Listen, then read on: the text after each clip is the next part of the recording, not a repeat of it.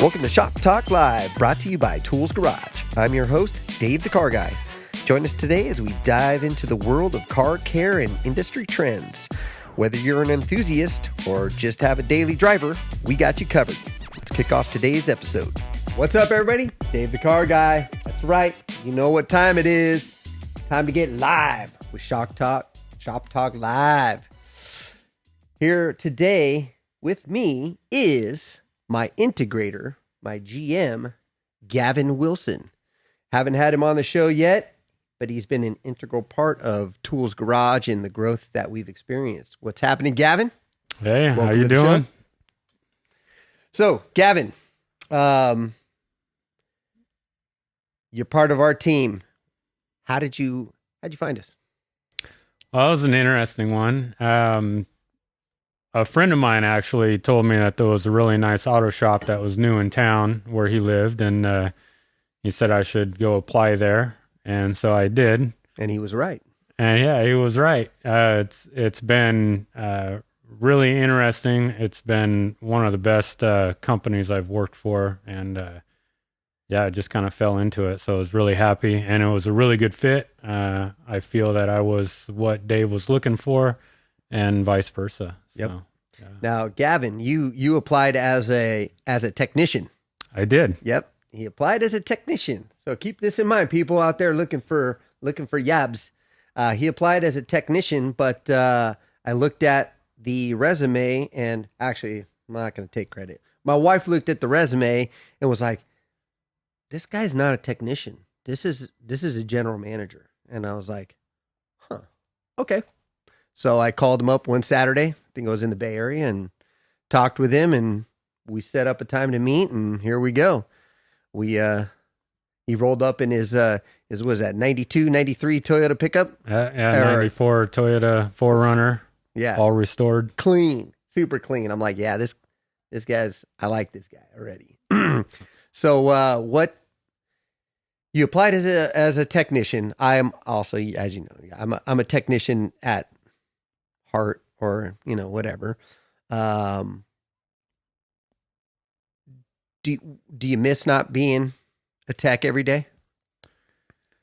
I miss fixing stuff. It's definitely something I really enjoyed doing, but I'm still fixing stuff every day, just not vehicles for the most part. Right. Yeah, I mean, the technician job, I had some general manager jobs before, integrator kind of jobs, and it wasn't a right fit, I think, because of the company. So I figured I'd go back to turn a wrench on vehicles, something I really love doing, and went right back into being a general manager. But yeah, it worked out. Yeah, it's a good fit with the company. So, and it's nice to still be able to use the knowledge of auto repair in the current position I'm in. That's right. So. I mean, most positions in our field kind of all stem from having to have some sort of a mechanical professional experience anyway. It just makes the job easier. So you and I both are, I would say, pretty decent automotive technicians, which is sad for our industry because we're not doing that anymore. And there's always a huge need for good quality mechanical specialists. But what we're doing is fixing things. We're fixing the automotive experience in general, I think too, because, I mean, let's be honest, taking your car to an auto repair shop has never been an experience for the most part, unless it was a shitty experience, right? So we're actively trying to change that. And, as an industry, I feel like a lot of places are really starting to do a better job in that aspect as well. So now that we're in a different positions, and in our company, I'm the visionary, so my brain does not shut off ever. I have about 50 to 75 ideas a day, and I vomit them out to Gavin, who is my integrator, who pretty much says, wow, those are all awesome, Dave. We're going to do one of those.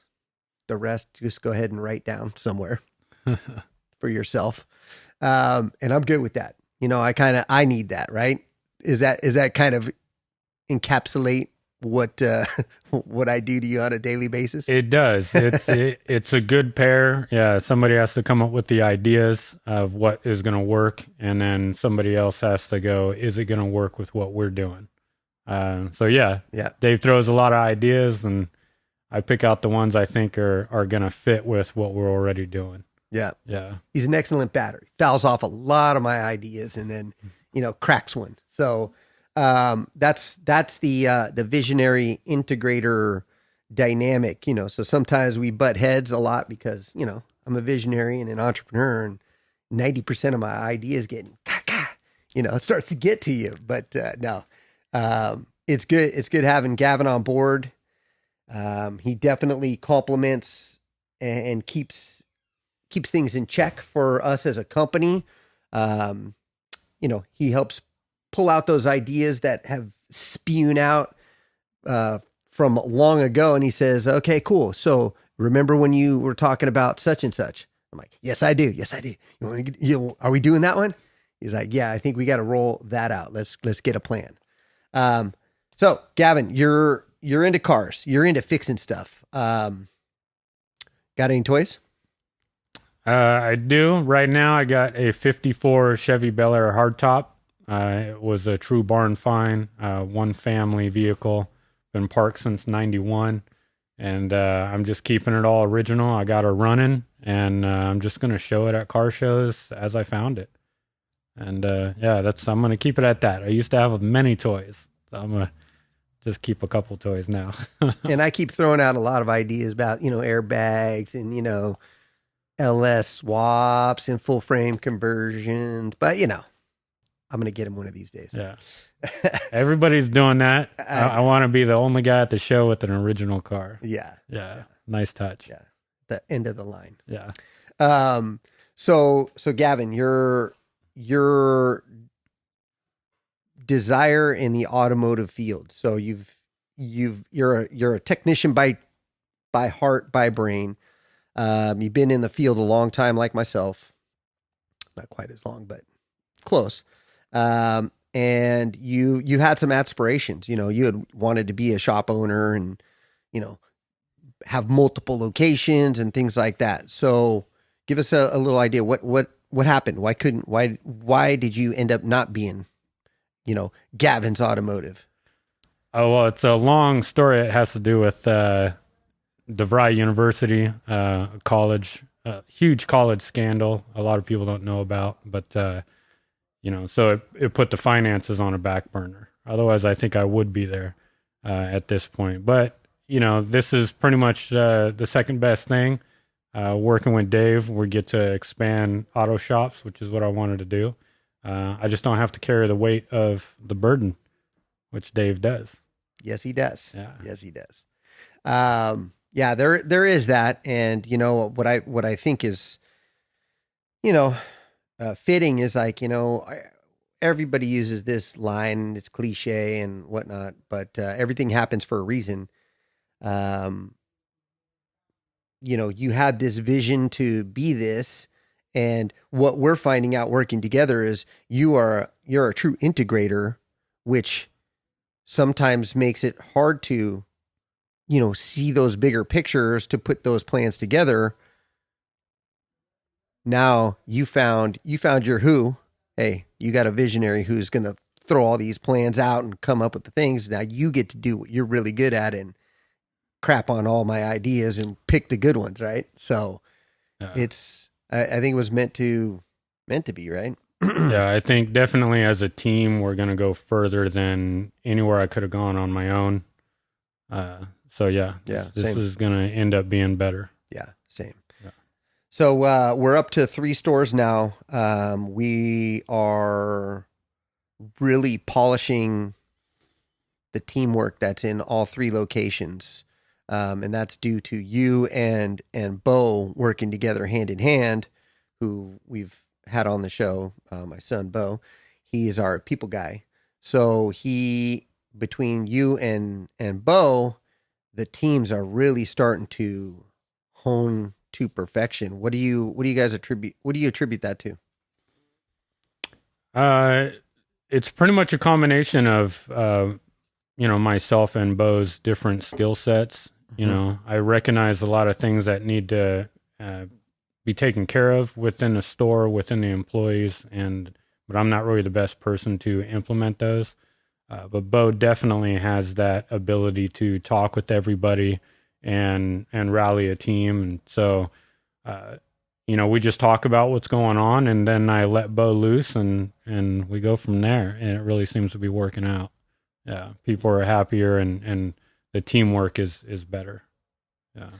We operate a system that's called the Six Working Geniuses, and it's a book that I read that kind of helped. It helped kind of put together what tasks create joy and energy, and which tasks that we do that drain joy and energy.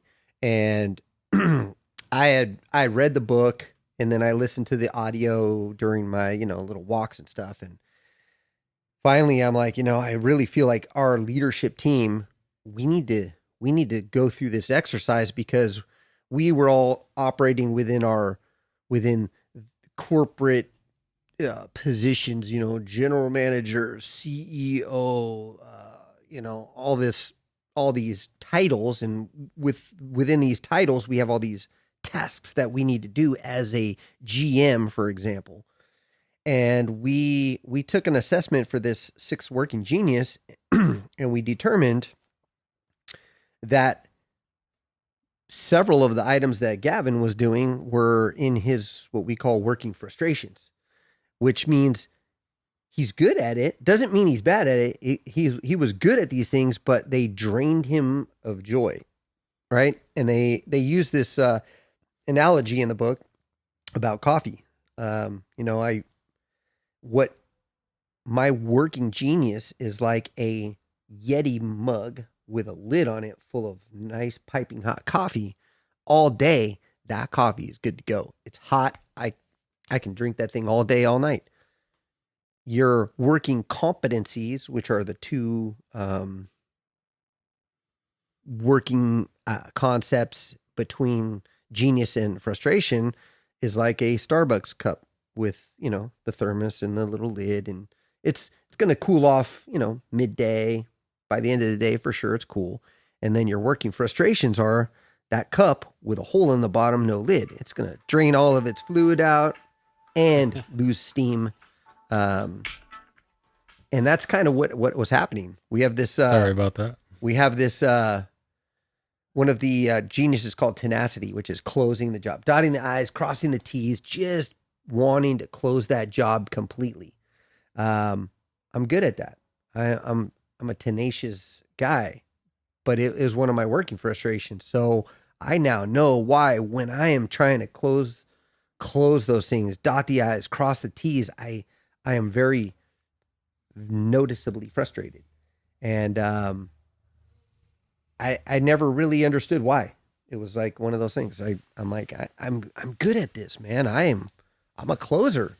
But it was very quick to I was very quick to not be the easiest to be around. We had Gavin as what we call our galvanizer. He's rallying the troops as our general manager, and that's one of his working frustrations. So he would hype them up for a few minutes, and then that's it. They're like, they're not doing exactly what I said, right? Is that about sum it up? That pretty much sums it up. Yeah. Yeah. Yeah. So who knew that that's what that was? So by putting this all together, we, as our leadership, which is Bo, Gavin, my wife Audra, and myself, we really started to divvy up the tasks better. And now we work really in what we're very good at and we derive joy and energy from. And the days go by much quicker and we are accomplishing a lot of stuff. So that's how I feel anyway. What's your thoughts on that? Yeah, I think it's spot on. Definitely happier to come to work because you have, tasks that you have lined up that you're going to just enjoy doing. And if you're coming to work and you enjoy doing it, it's not really work. Yep. So every day you just get a whole bunch of stuff accomplished and you go home feeling really good. And yeah, everybody's happier. Everybody around you, the employees, and as a team, we're just knocking stuff out. So Yep. yeah, it's definitely been an improvement. Yeah. It's a weird concept because, what Gavin's working genius are almost replicate my working frustration. So when he's like, oh man, I would just love to be doing this and that all day. And I'm like, that sounds terrible. Right. And what I geek out about is stuff that it's not in his wheelhouse. Like if I made him do what I do on the day to day, he probably wouldn't be sitting here. Right. That's reality. And this is what the 6 working genius kind of uncovered for us. So we're really trying to optimize that. So we're here in 2024. We have 3 locations currently. We've been talking about mid-year, looking at location number 4. How in your mind is that panning out? Do you feel the same? Like we have the potential to be looking at number 4 by the end of this year, start of next year, maybe mid-year. What do you think? I'm thinking, yeah, if we continue moving forward the way we have been, possibly right at the end of the year, beginning of next year, we'll be looking for that 4th location. Yeah. Yeah. I We're definitely ready to handle it because we got to look for it early in order to think. But being able to handle it is what's important. Exactly. Right. Yeah. I went from 1 to 3 in, very quick amount of time. And man, it took a lot of wrestling and working in your working frustrations quite a bit to, not bleed out and, close up shops. So I want to make sure that we're ready to go for that 4th store when everybody's ready. And you're thinking, I think we need personally this year to really cement the things that we got going on, to really roll into that number 4. We need to build a store leader to be able to put in that location. Yeah, I'm hoping if all goes well, you could start looking for a 4th right now, but we won't be ready till moving forward on any additional locations till the end of the year. Yeah. See how he did that? Yeah. So the span that we have between our shops it makes it rough. It would be cool if they were all like we're here in Stockton. If we had like 5 shops in Stockton, that would be super, super easy to actually manage. But we're spread out. What's the hardest part about being that spread out? Making it to all the stores as often as I would like to. I'd like to shake hands with all the employees on a regular weekly basis at least. Mm-hmm. Do my rounds, see how things are going at the shop, and having them pretty much an hour apart roughly on average. It makes it difficult. It's a lot of driving if I want to hit every store every week. Yeah. But as we expand, I think having one store in every city, and then just figure out how to get there, would be ideal. Yeah. Yeah.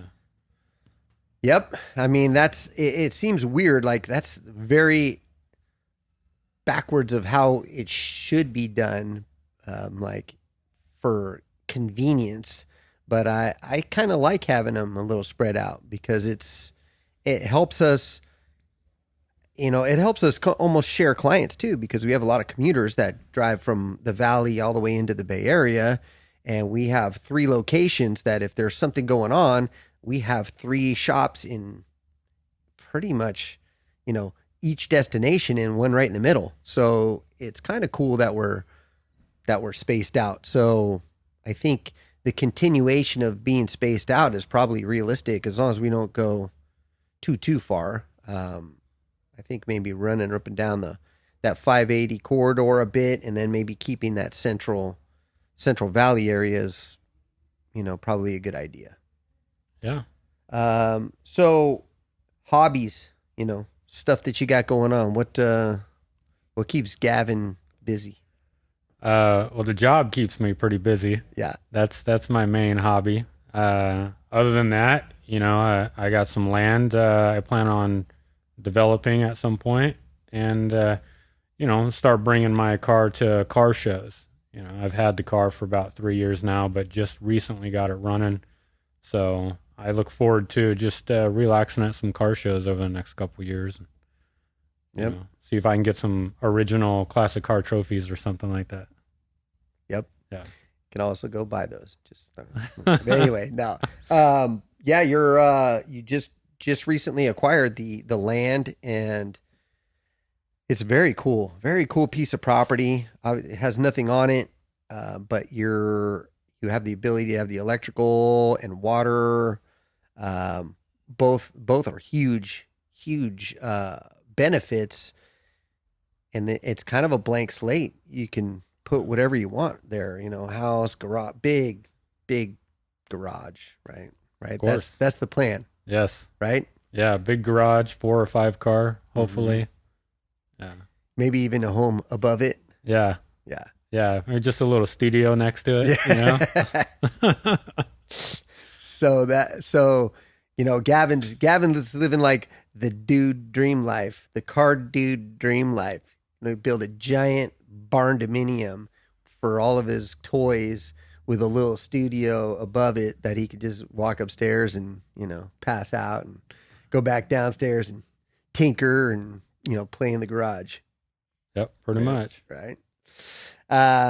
So Toole's Garage futures. How many shops do you see us ending up with? That's a tough question to say. Sky's the limit, we just keep chugging forward and keep growing, and get people to help with the expansion. If we get too many shops that are too far apart, hire somebody to help, manage them. But yeah, I mean, bring up people from inside. Yeah, at least the next few years, double what we got. Get up to 6. Yep. And with how far apart they are, I mean, we'll have customers all over this area. Mm-hmm. Yeah, I think 6 is a good. I think 6 is a good number to have the right amount of people living their dream per se. I say this a lot to people that we interview in our field. There's kind of, it was kind of, they always talk about climbing the ladder, but our field kind of just has a step stool. You go from automotive technician or mechanical specialist or electrical specialist to, your next progression, which is typically going to go be like a service advisor. You're getting out of the physical aspect of the job and getting into something that doesn't hurt as much as you get older, but they are completely different roles. That's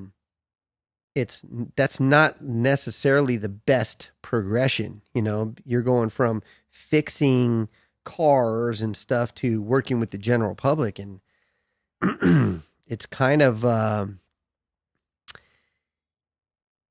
there's a shock factor to that because I mean, here's the downside to being an auto shop guy. We're retail, right? We have public clients that bring us their vehicles and kind of have to get them fixed, right? To keep going to work and such. So it's not fun money, right? It's not like going and buying shoes or buying some rims or chrome or whatever, but it's like money that you have to spend on this car to keep your investment. And eh, I'll be conservative. We'll say 50% of people hate that, right? And it always feels like our fault a little bit, like because it costs money to do it, but that's the world that we got in, right? We're in that retail field where you have to convince people to make sure their car is safe and reliable, and do the best you can to be as transparent as possible. So it's when you go from mechanic for years of being a mechanic, fixing cars and, doing whatever, you just do what it takes to get that thing done, to really trying to help somebody feel good about spending, $1,000 on fixing, servicing the car and fixing some repairs. It is a shocker, right? Wouldn't you agree? Yeah. Yeah. It's difficult to be in that position, and it's hard for the customer, to spend $1,000 on something that they can't see. Not to them, it's not really tangible. They can't eat it or smell it or anything like that. They're Wear it. Yeah, they bring the car in, they give you $1,000, they drive it back out. They don't know what they paid for. That's really hard to explain to them, especially when it comes to maintenance. Car's not broken. Why am I going to spend all this money on it? Yeah. Yeah. So that is difficult, especially moving up from a technician when, the car's not really talking back to you. Yeah. It just wants fixed. Questioning why. Yeah. Why are you fixing me? Yeah. Yeah. So, it's definitely a hard transition, and a difficult one for most mechanics can't cut it. Yep. Yeah. So, which brings me to why some of the desires that I have, the wants. I want to have multiple shops because I think it's cool. It's something that I can do.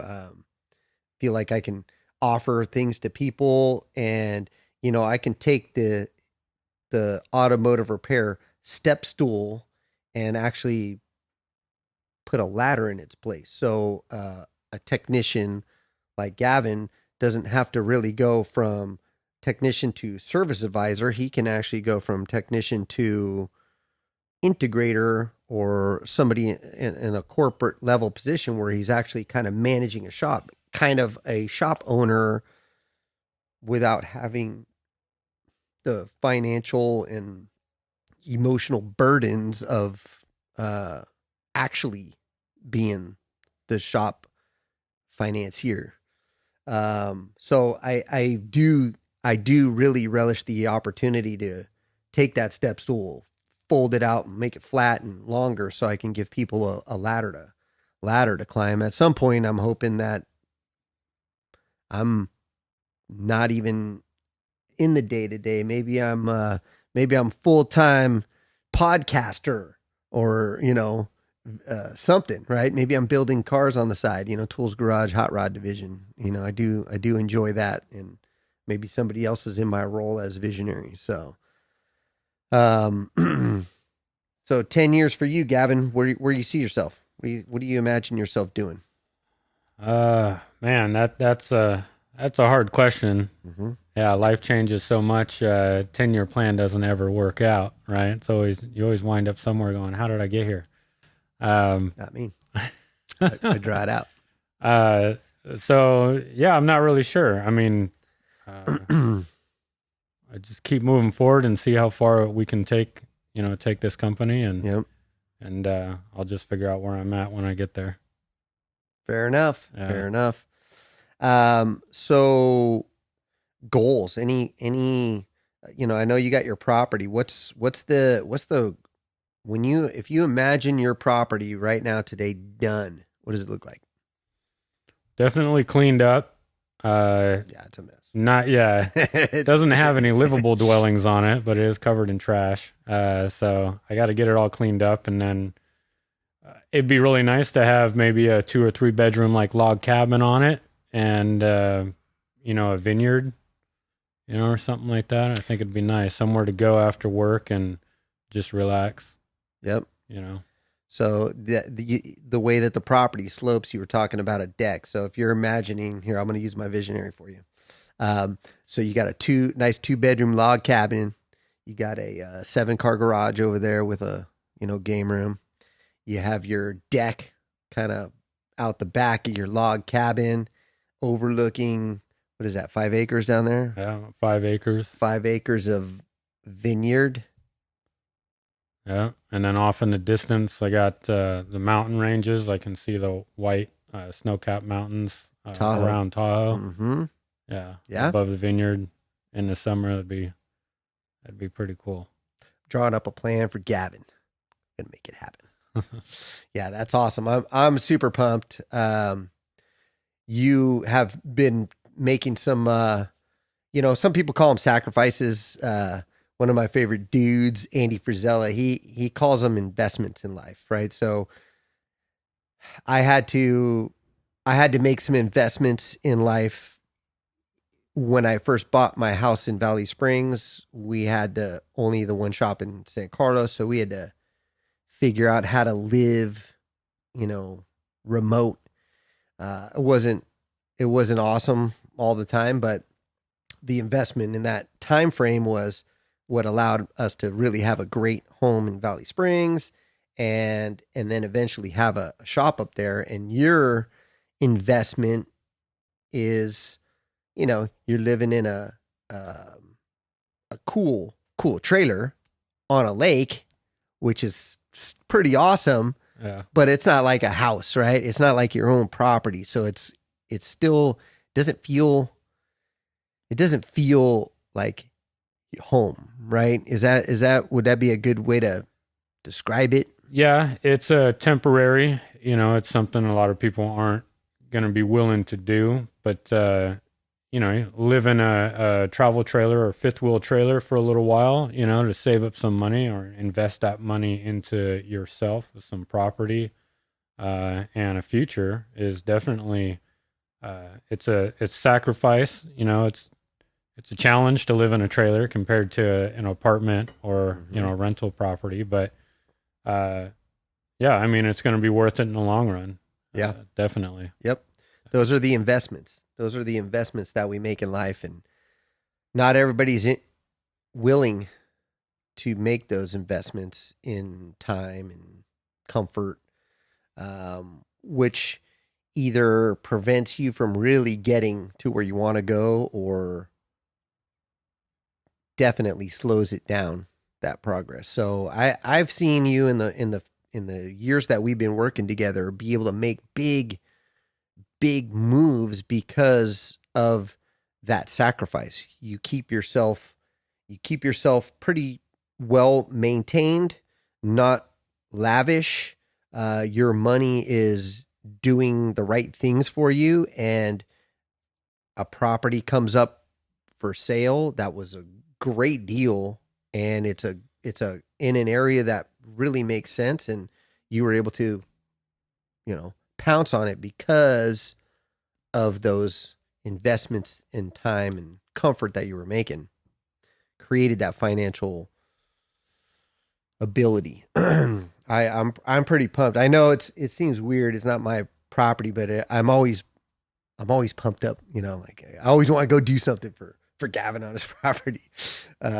So I'm proud of that for you. I like to see a lot of our team really start to hit those goals that they want. I know home ownership is, not everybody in our company has their own home. And my plan is to really try and drive home the abilities to make that happen for them. I know it's not work related, but it kind of is for me. I feel like that's my job. So currently with the 3 stores, give us some dynamics on the 3 stores, because they're all different, right? They are all very different. You got the one in San Carlos, so South San Francisco area, and it's just a different clientele base out there. People are very organized and very tech savvy and drive a lot of hybrids and commuter cars, small vehicles. And then A lot of European Yep, cars. a lot of Europeans and city folk, if you will. And then you go into Valley Springs. This is country. A lot of diesel trucks. Heavy duty vehicles. Cows, horses, and stuff like that. Tractors. Worked a lot of different things Yeah, out a there. lot of different things. A lot of lakes and boats and things that you just don't see in the Bay Area on a regular basis. And then here at Stockton location, um, this is an interesting location, interesting building, very old building that we are bringing back to life and utilizing every square inch. And the clientele base is just across the board. You don't know who's going to walk through the door. Yeah. Yeah. So it's a very interesting location to work at, and a little bit more difficult and challenging for the advisors working with not the usual customer every day. Yeah, it's an array. You have very, very low income areas and very high income areas in the city, and we see all of them, right? And we try and help everybody. Um, so it's definitely a strange, like how you can help these different clientele is totally different. Yeah. Yeah. So what about the teams? What do you notice about the teams? I mean, we try and run the same energy, the same heart, the same processes and things of that nature, but the teams are, they're their own. I mean, it's culture. I'm a big believer in shop culture, and it does come from the top. So that's why I try and make my rounds out there, keep everybody, understanding, our fundamentals and, the purpose of why we're here and how we're supposed to help people. But it still doesn't change the fact that 3 different shops have 3 different energies when you go in there. Can you describe those energies when you go visit? I think Bo would be better at describing those energies, being that he is the people person. Galvanizer. Yeah, the galvanizer of the company. He's good at that. I think the best way to describe it is the culture that we have is very similar. Teamwork through all the stores, but the actual culture is very similar to the city that the store is in. Yeah. So our San Carlos location is very proactive and organized, just like the clients, very tech savvy, and in Valley Springs, less so. People are more personable, more talkative on the phone, and a slower pace, just in general. And then it's pretty diverse here at the Stockton location with the employees that work here as well. Yep. So, the type of people that live in the city are the type of people that work at your stores. So, Yep. Yeah. yeah, that's interesting. Yeah. Interesting. Yeah. It is interesting. I've had some of my clients who have been at all 3 stores, and their take is, if it always feels good because when you walk in, it kind of feels the same. When you call in, you set up your appointment, and the kind of the vibe when you go in feels the same. But when you're there at each store, there is a little bit of a different vibe. And it's because, in Stockton, for example, we're in downtown. It feels a little city. Raphael and Jess are both, from Stockton, and they exude Stockton. Right. That Stockton feel, like, here we are, we're in Stockton. What do you want? Yeah. Let's get this rolling. It's bringing a great client experience with a Stockton edge. I feel like that's kind of how this store is, but it really feels professional because of that. So the comments that I've got is like the Stockton store feels solid. Like, they feel like, man, it's, maybe our team's a little older. It's hard to put a finger on it, but they're always like, Stockton feels solid. Like it's on point. It's professional. Maybe it's because of the size and the ability to move stuff around. Who knows? And in Valley Springs, like you said, it is a little more laid back, which is okay. You know, we don't want to change the laid back lifestyle, but we're also trying to incorporate a bit more efficiency and productivity out of the shop because, you know, I think we're used to people in Valley Springs having 6 and 7 cars. That's what they got. You know, I mean, it's the weirdest thing, you know, Bay Area, people have maybe 1 or 2 cars. Stockton, who knows, you know, maybe 1 or 2 cars, but in Valley Springs, they got acreage on their property. So they usually have like 5 cars. You know, some of them are like, oh, this one was in the field. You know, I just really want to get it running again, right? Yeah, we get that a lot. You've seen those. And you're like, wow, okay, great. But that energy is also in the shop. You know, the employees are from there. So it's a trip, right?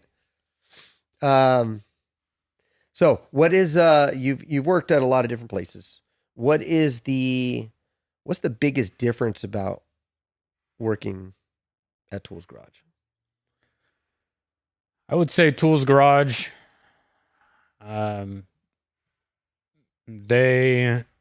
Tools Garage is it's different than all the other shops I've worked at, mostly because of the founder, you know, Dave, yourself. You started as a technician and you basically created a company that offered everything that wasn't getting presented at the other shops. That's kind of hard to describe, but you know, it's more of a family feel. It is, you know, the culture does start at the top. So, you know, you like to see people do better. So we offer a lot of training. We talk to the employees, see what they want for their future and what it is that Tools Garage can do to help them achieve that. So really sitting down and talking with each employee. We have 30 right now and growing. So that takes a lot of time to do that. But I mean, investing in the employee and their future, they're going to invest back into the company. And it's just, you know, the teamwork, it's just, it's just different. Yeah. Yeah. You have to be a part of it. Some of our employees were customers. Yeah. You know, and they noticed it was just different. And when the opportunity presented itself, they jumped on it to come work for the company. Yep. And they're happy to be here. So, yeah.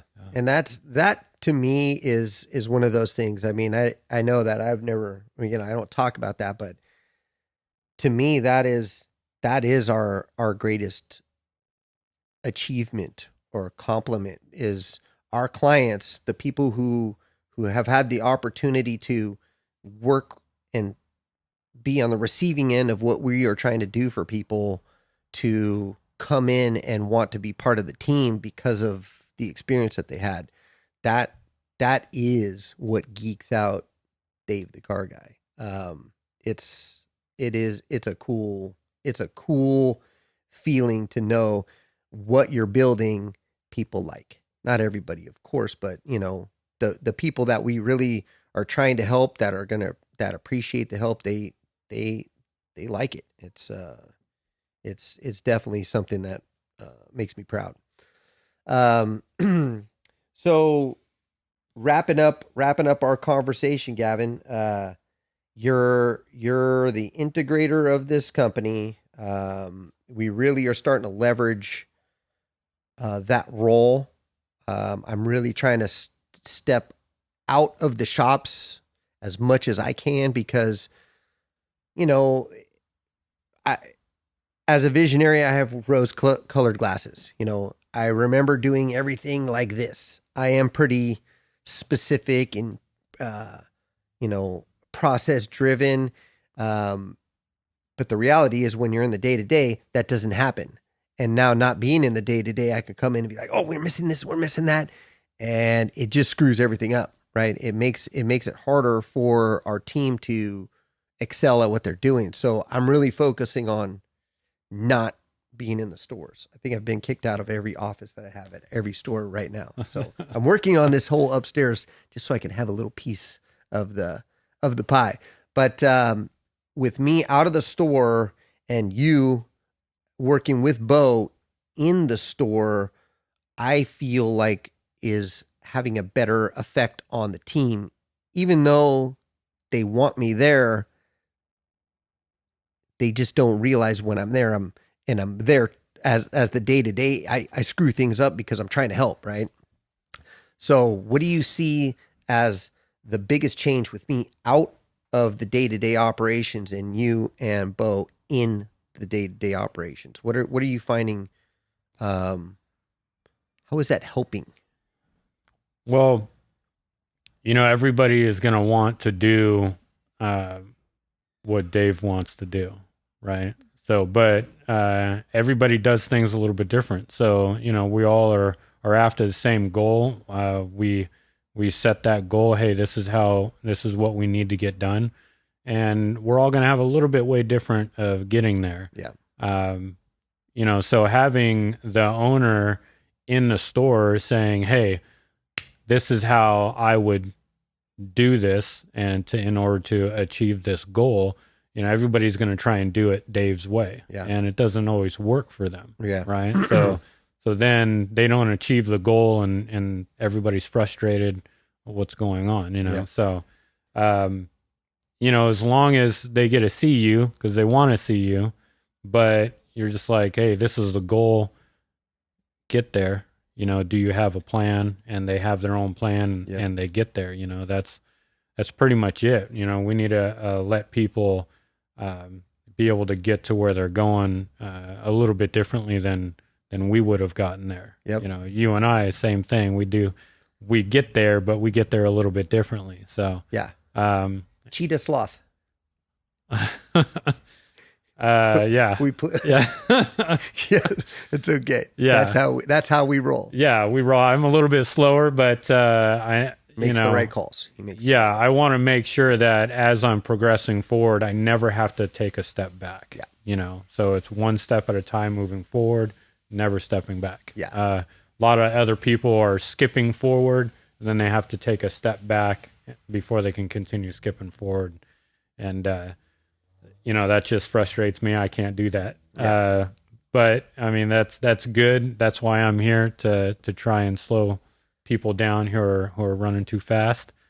Yeah. But yeah, I mean, it's definitely different. Bo and I communicate a lot about what we see and how we're going to fix any problems that we're concerned about and which one of us are going to do it. That way we both don't go in and, have the same goal, but talk to the employees slightly differently and confuse them. So it's good. Yep. I mean, everybody hears something different, right? They do. So I could say the exact same thing to 4 employees at the exact same time, and they're all going to run with it slightly differently. Yep. And so we're trying to prevent that. And definitely we've been better at it. Yeah. Yeah. I mean, the reality is,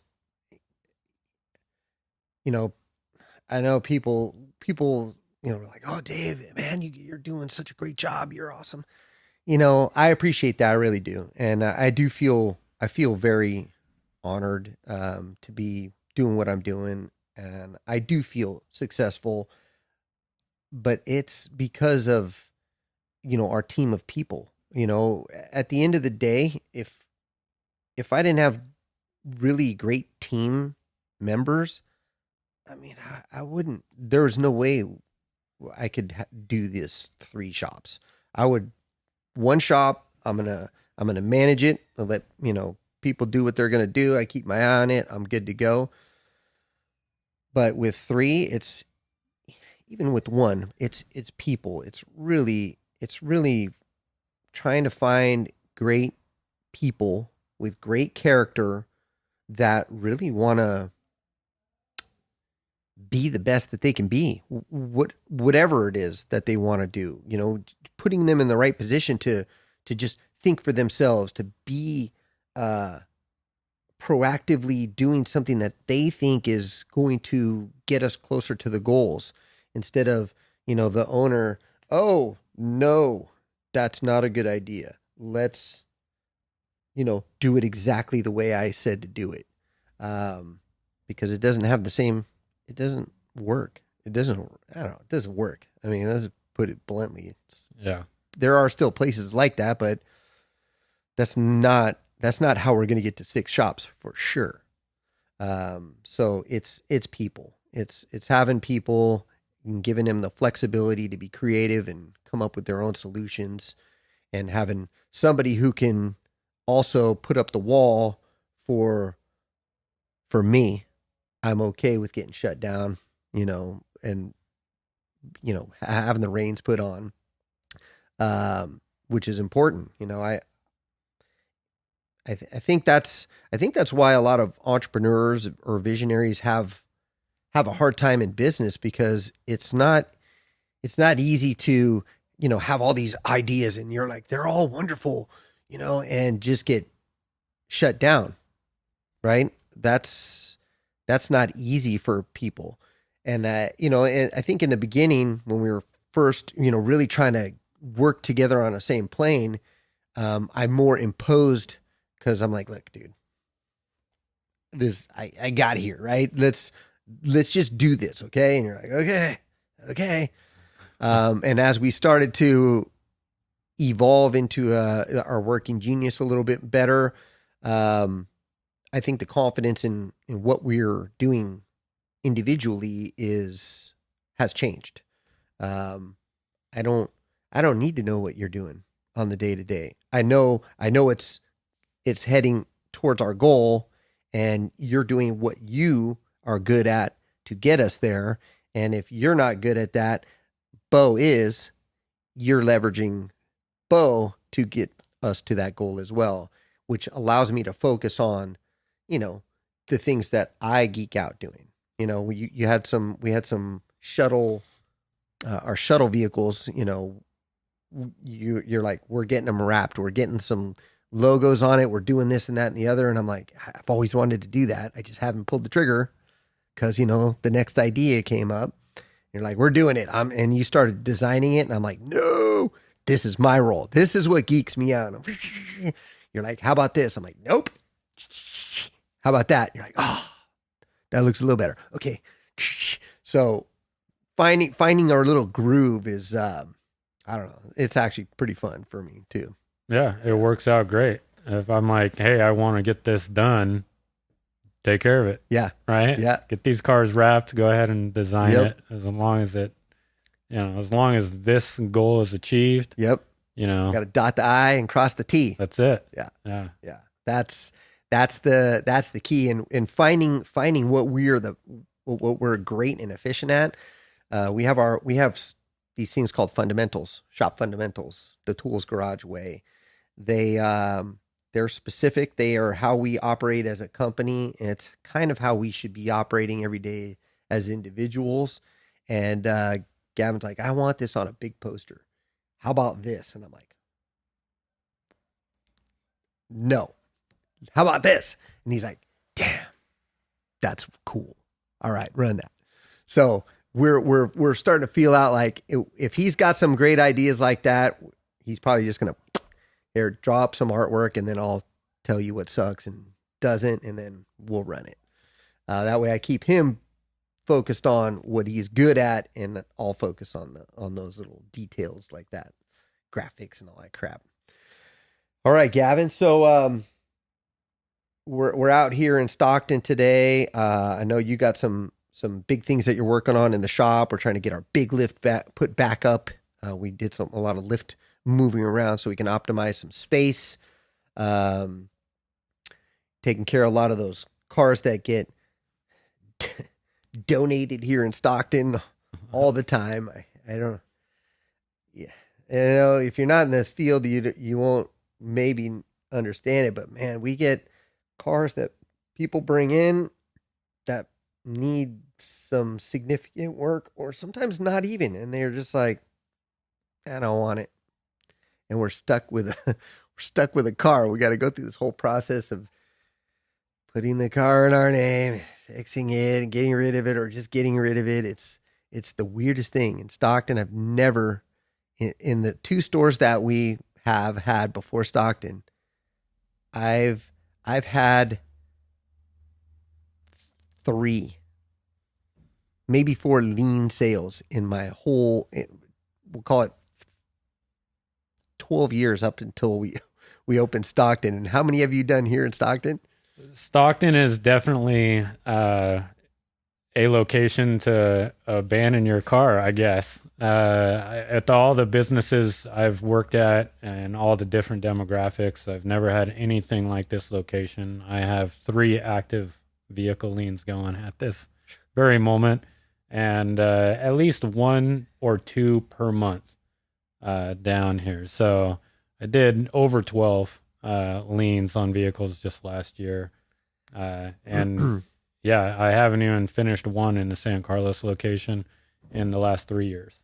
Yeah. So it's something else. It's different. Yeah. Totally different. Yeah. It's what makes it kind of fun, you know. Having multiple locations gives us a clear array of skills. Like if we only had one shop, we would not be as good at everything as we are currently because of that. Yeah, definitely. It's pretty neat. All right, Gavin. So any words of wisdom you want to grace our billions of fans with? I wasn't ready for that one. I know. Yeah. Putting you on the spot. Yeah. So I can get some ideas pushed through.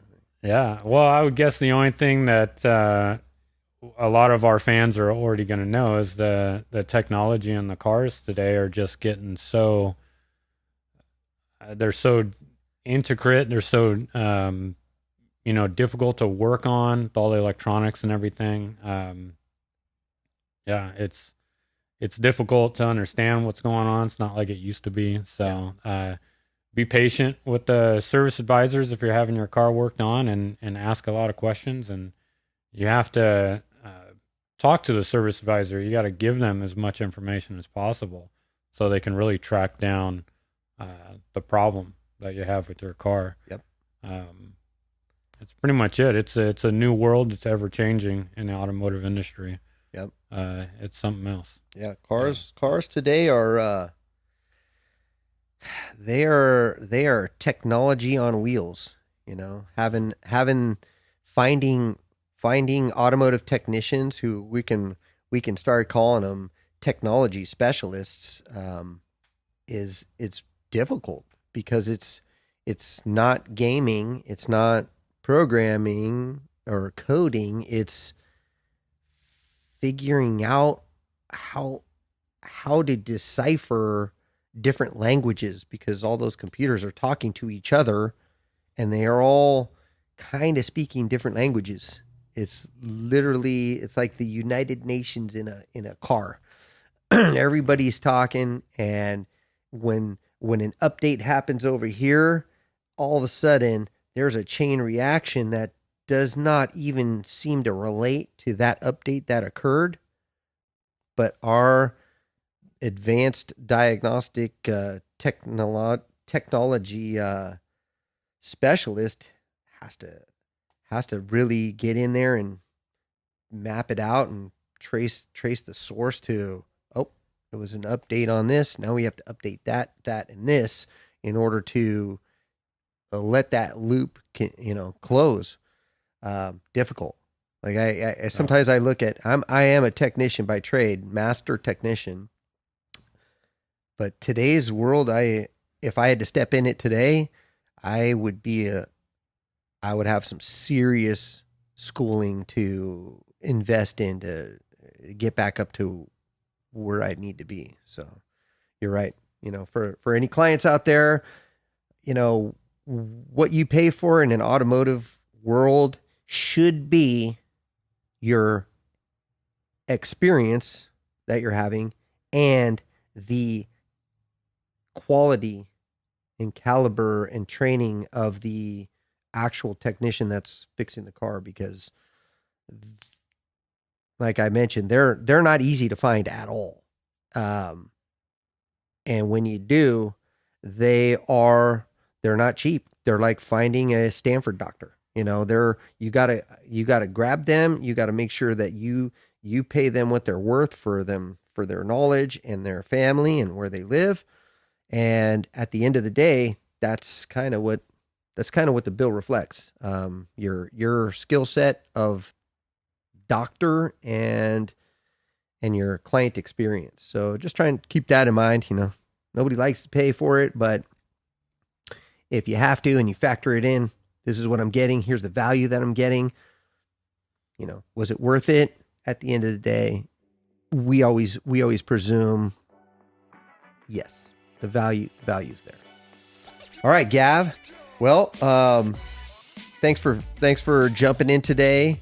Last minute, I didn't want to give you a lot of head start, so you showed up.